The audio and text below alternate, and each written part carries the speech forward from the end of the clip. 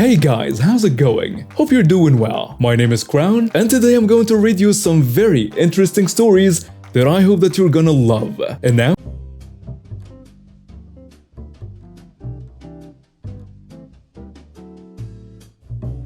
well, this happened when I was 19, so around the year 2011. I was walking home from a friend's house one morning and had my headphones in. He lived a bit out of town. We lived in a small town of 4,000 people, and as I was walking, I turned the corner to get onto the main road. I had a big ditch to the left of me and a row of rundown houses to the right. Then I see two dogs running towards me. I'm used to dogs running around here and looking for treats or a pet. But anyways, one dog quits running while the other, a boxer breed, runs towards me and he bites my ankle. He latches down so hard and I scream out in pain and he drags me down into the ditch. I follow my back, look up and see this dog dive at my face. I kick him in the face and jump up. There's a car honking at me that is trying to get me to get in. I crawl up the ditch and the dog bites my leg again. Kick it, then get to the car. The dog jumps up at me and I pluck it with my arm. Now I have one bloody leg, a one scratched up arm that is bleeding profusely. I get into the car and land in the lap of two women. I'm apologizing for asking to be taken to the hospital because, well, I'm a mess. One woman says my name and says we were classmates. I apologize that I don't recognize her and they are coming home from church. I jumped into a car of Jehovah's Witnesses. The driver says he's going to drive slowly past the place and we see the boxer dog run up to a house. A woman looking outside checking to see if the coast is clear and letting him inside. Screw that witch. I call my mom and explain to her that I'm heading to the hospital. She laughs but then realizes that I'm serious. We get there and I apologize for the blood on their car and I get wheelchaired into the hospital. I have a nurse working on my arm and the doctor working on my leg. The wound wasn't deep enough for stitches but the tooth got wiggled around when I tried getting him off. The bite mark is pouring out blood. It takes about 10 of those iodine needle things to clean it out. Then they do the other side of my leg. My mom gets there and sees tons of bloody bandages and stuff around me. She freaks out and calls the cops. After I'm cleaned up on some good pain medication, I talk to an officer. After he takes some pictures of my wounds for the case, I take him through what happened. We then decided to go to the owner's place and check it out. We get there, the cop knocks on a door and a woman opens it. "Excuse me, ma'am, I have a gentleman here who was knocked into that ditch by a dog living here, supposedly." The woman goes, No, my dog Hannibal, literally his name, I couldn't make that up, is an old dog who only has a couple teeth. There is no way he would hurt someone." Hannibal looks out and starts barking and snapping towards me, and the woman drags him back. The policeman says, "Well, I've seen enough." "Are they pressing charges?" she asks him. "Not sure yet," the police officer answers. So I go home, think about it, and decide that I want my hospital costs to be paid for, and then a little bit for the bane. I think the total was like $2,000. The hospital was about $1,250. My mom's friend, who was a lawyer, said I could sue for up to $5,000. I decline and then get asked if I want the dog put down. Well, I have a dog of my own. I love dogs. I couldn't put the dog down. I decline on that also. I don't want to have someone's animal put down if they love him. So fast forward a month, I'm told the owner is wanting to go to court to argue against the charges. Excuse me? What? This is a clear-cut case. I have eyewitnesses, doctors that saw my injuries, pictures, and a policeman who saw your dog go after me on site. What the heck? So I go to the courthouse, and even though the woman was not supposed to talk to me until we were in the courtroom, she comes over to me and says, "I can't afford this. I'm so sorry. I have to fight it." Now I feel bad. I stay quiet and we go into the courtroom. I tell my side of the story and the witnesses do too. I feel bad the whole time thinking this woman is about to lose everything. The policeman will show his findings the next day. I don't sleep all night. The next morning, a policeman comes by my place and asks to talk with me. I sit outside with him and tell him I think I'm going to drop most of the charges because, well, I feel bad for this old lady. The policeman says, "Not so quick. I did some digging." He shows me pictures of the house and a small backyard in the back. There are literally 6 dogs, all boxers, stuffed inside this tiny backyard. Oh heck no, it gets worse. She owns them and keeps them for a wealthy guy in New York City, and he sells them to people, not telling them that they are cooped up and aggressive as heck. I instantly think they are going to be put in dog fighting rings and such. I researched the price of a pure blood boxer, and they can go from $500 to $3,000, and she has 6 of them. Nonsense, she can't afford it. I'm sure she's had some other dogs before too. So I'm ready to do what's need to be done. Back to the courtroom. The judge says, "Yesterday I was told you were thinking about dropping the charges or at least lowering them." I answer, "Yes, Your Honor." The woman gets really excited. But I add, "That is until this morning. I found out some unsettling news about animal neglect and animal abuse." The woman's face gets shocked and then glares at me. The policeman goes and explains to the judge how the woman had never let the dogs out in the 3 days he watched the house. She fed them very little and ignored them completely. And Hannibal had gotten through the fence and bit me. The judge is obviously an animal lover. He gets furious at the woman. I end up getting hospital bills covered plus an additional $3,000. The woman loses all her dogs to the animal shelter, and I heard a couple had to be put down because they were so violent. The dude in New York City got investigated, but I think he paid something that made it go away. And the woman moved out of town after the local paper heard news of it. This happened in the Netherlands. So first, some information. A little while ago I couldn't use my left foot because I got in an accident while skiing. I was so lucky because my grandma has an automatic car where you only need your right foot for gas and brakes. So I was going to do some shopping in a town where I live, not that big, and there are 2 spots for disabled people. Opposite the small walkway in the middle. These parking spots have a sign attached to 2 poles for whatever reason on the walkway side. I see cars already parked in those spots, which pisses me off, but it happens. The bad side is that the closest parking spot is quite far, but I still with it, so I park on the other side of the parking space. During my walk, as far as you can call it, with those humps on both sides, I look at the cars parked like I always do. It's fun to see the difference in taste for cars. And also at the ones in the disabled spots. In my country, you need a special blue card under your front window to show you're disabled. If you don't have it and still park there, the ticket is expensive. And it pisses me off, but I can't do much because I couldn't really kick it, right? So I do my shopping and return to my car to see that both cars are still at that spot. But the car without the card has someone sitting in it. And just to be helpful, I walk up to his window, knock on it and ask him to not park at these kinds of spots because he's making it really hard for people like me. I was just trying to be helpful. But the man responded by opening the door as hard as he could, then hitting my leg in the process with a smirk and an annoying "sorry" only an entitled brat could say. I knock again and he gives me the middle finger but drives away anyway. Skip 1 week and I drive up to the area again just to visit a friend who lives there. I see the same car standing in a spot. Thinking about what the entitled jerk did to me, I wanted him to feel how annoying it was if someone parked somewhere you weren't supposed to. And as luck was on my side, there wasn't any other parking space left. So I parked right behind the entitled jerk's car with very little space. As I climb out of my car, the entitled jerk comes up to me and starts demanding that I move my car because, well, I was not supposed to park there.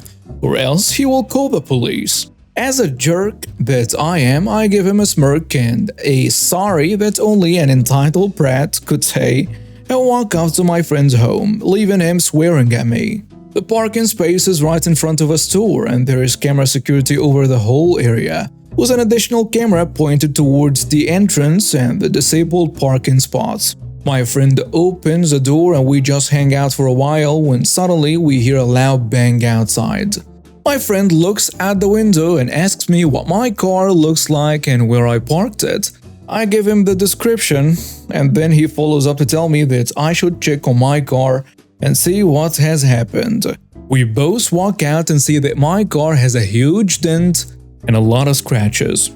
It turned out that the entitled jerk just forced his way out, and the only possible way was through my car, as the poles with the sign are unbreakable.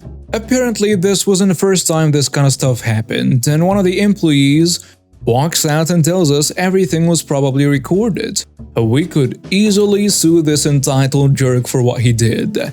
However, I was pissed. I wanted to let him have a chance to explain himself because it could have been something very urgent, and I didn't want to be that big of a douche. He turned out to be a regular customer of the store, and the store employee was helpful in calling him. He was pissed and he said that I had no right to park behind, and if I didn't pay for the damages I caused, apparently, he'd call those cops on me.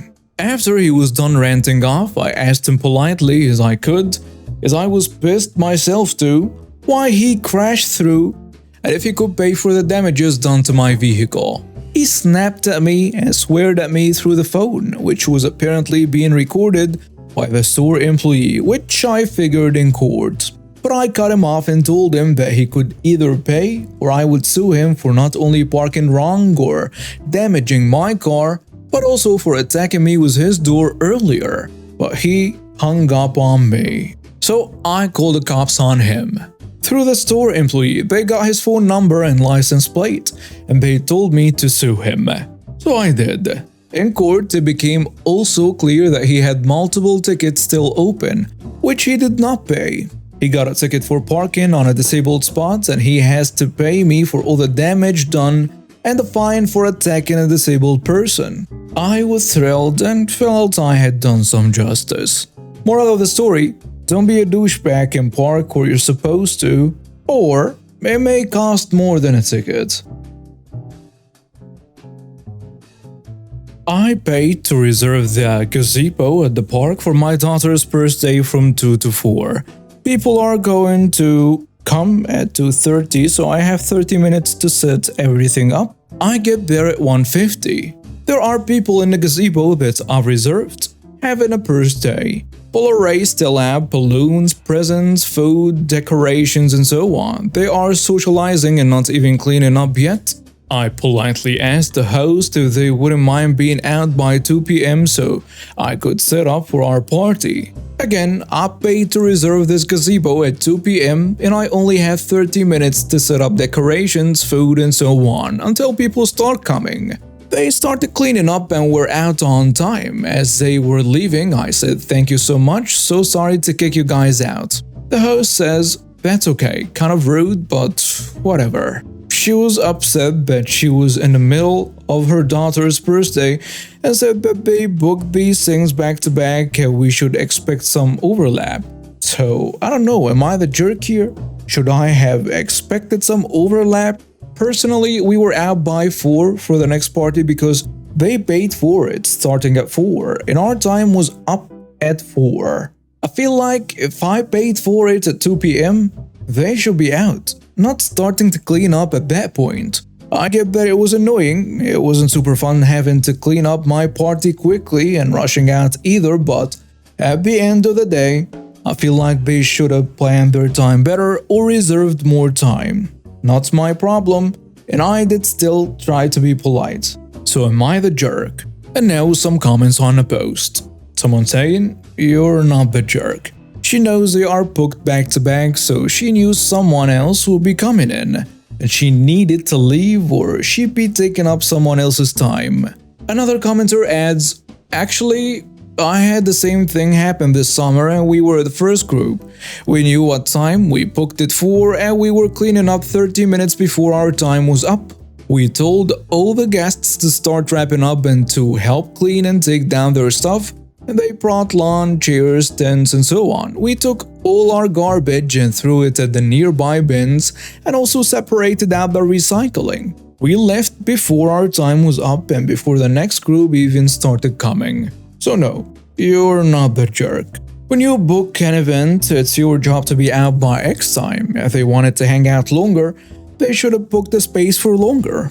No different than at campgrounds when the rangers come and give you a warning to start packing up by X time so they can have the site ready for the next reservation. Don't feel bad. A few weeks ago, I was driving in my neighborhood playing Pokemon Go. Not while driving, obviously. A bit of my neighborhood has a Poke Stop that I collect items from every day, as you get bonus items if you collect from stops every day. This particular day was my 7th day, meaning I will get even more items. I would start over from day 1 the next day. I drove to the stop, got the items, set my phone on my passenger seat and went home. The road I was driving on was maybe 20 miles per hour, but I was going about 12 or 13 miles per hour. I drive up a small hill and turn a corner when a wild family appears, including the a-hole dad.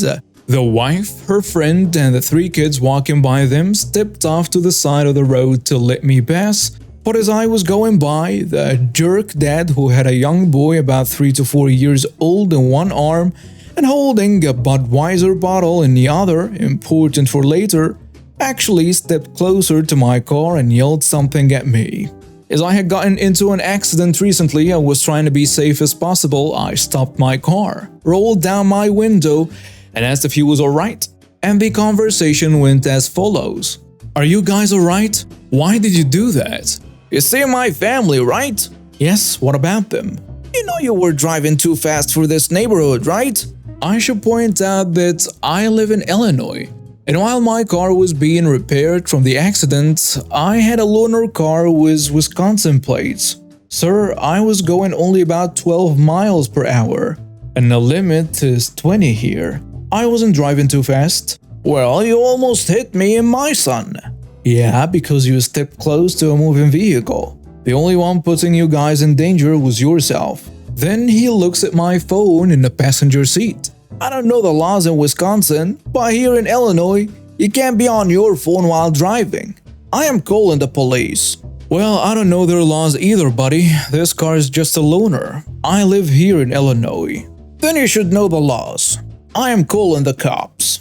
Well, have fun with that. That was that I just left. I know I probably should have stayed, but since I didn't actually do anything wrong, I wasn't taking this threat seriously. I went home and made some ramen to eat, and as I was sitting in my dining room, I looked out the window and nearly choked on my noodles. But jerk dad followed me home, and he was on his cell phone with a dispatcher, and I thought I was being screwed.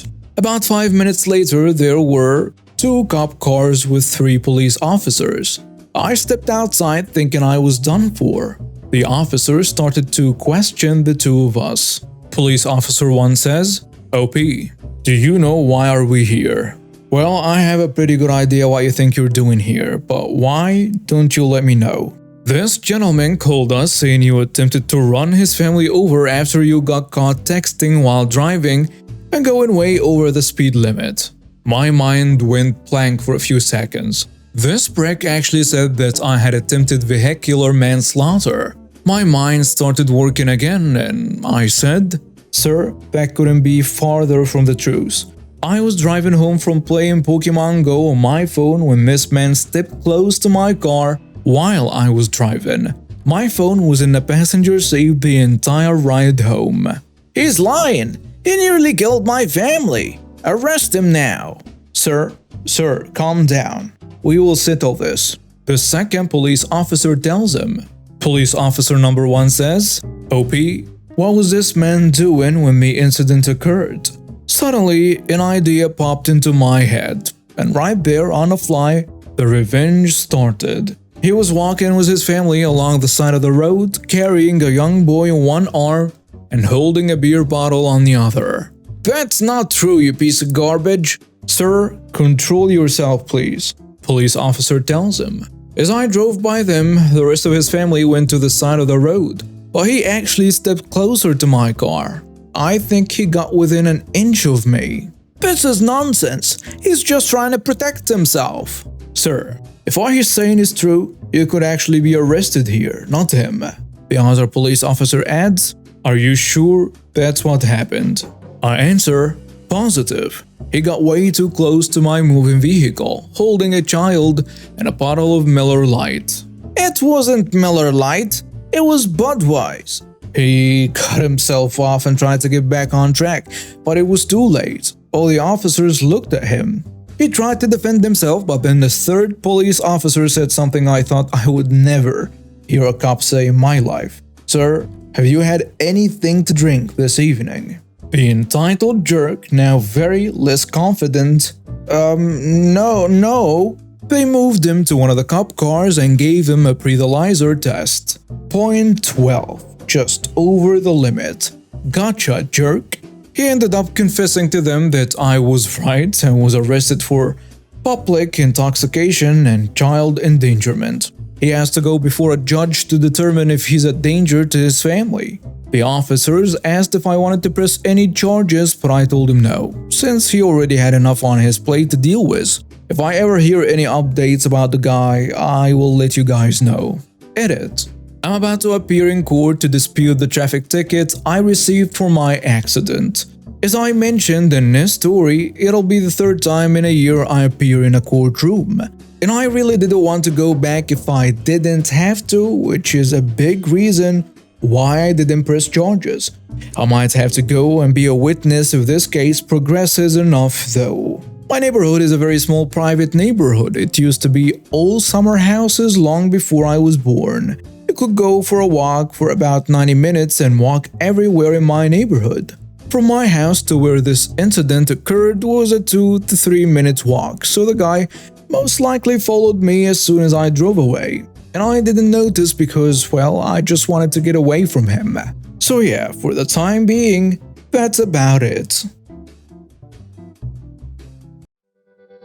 And now we have reached the end of today's stories. Thank you for watching and see you next time.